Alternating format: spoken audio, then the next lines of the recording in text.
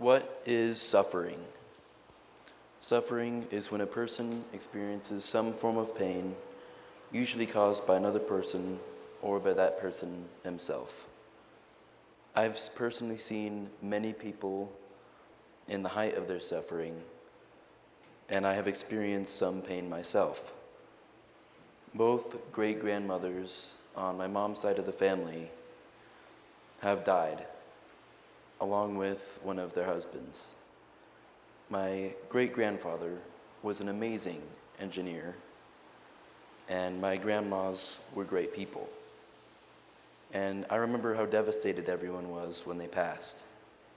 I also have lost a nephew, as my sister miscarried her son not too long ago.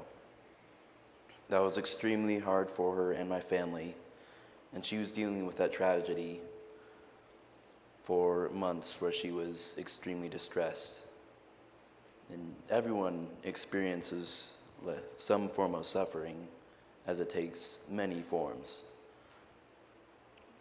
But of all the suffering my family has seen and the suffering that I have seen in others, there is one man who has suffered more than any other person.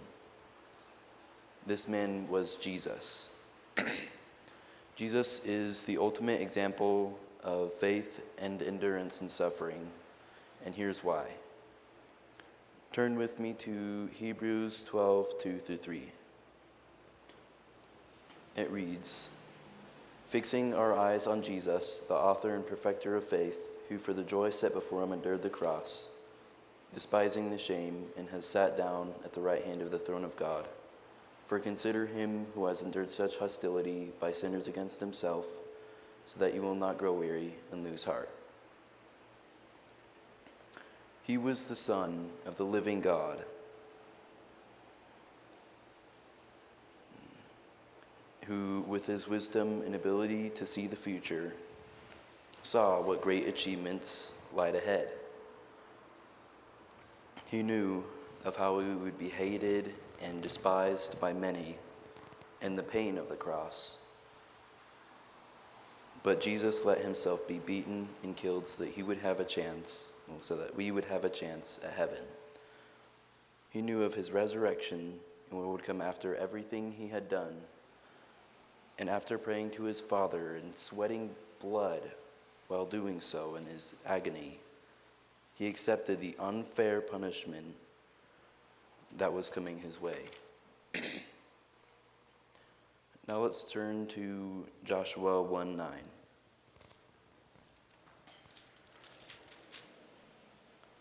"Have I not commanded you? Be strong and courageous. Do not tremble or be dismayed, for the Lord your God is with you wherever you go." Jesus is an excellent example of this passage through his obedience to God's will and faith.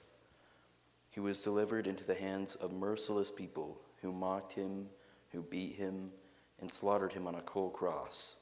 And he had the ability to call upon 12 legions of angels to free him and obliterate the world. But not once in every moment of his suffering did he do so.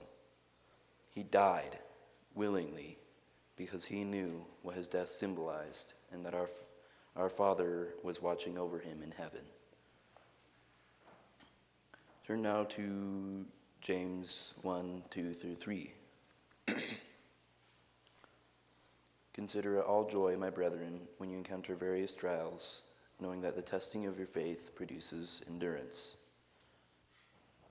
Because Jesus knew the future before him through his faith, he readily suffered the torture that he endured. He saw us and the way in which he could save us, giving him hope and determination to go through his whole life, being hated and or misunderstood by almost all of the people he was teaching. And in conclusion, Jesus was the greatest hero in the Bible and in all of history because of his faith. He had more faith in the Father than anyone ever. And John 21:25 states that the world can't even contain enough books to explain every work that Jesus did in detail. And he suffered in every way a man can suffer, and even more so than any person has ever endured.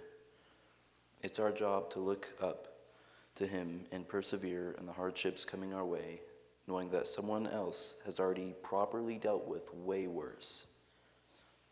Do not lose hope and do not give up, because no matter what the world throws at us, we must remember Jesus and our reward waiting for us in heaven, changing our view to see the positive in any situation.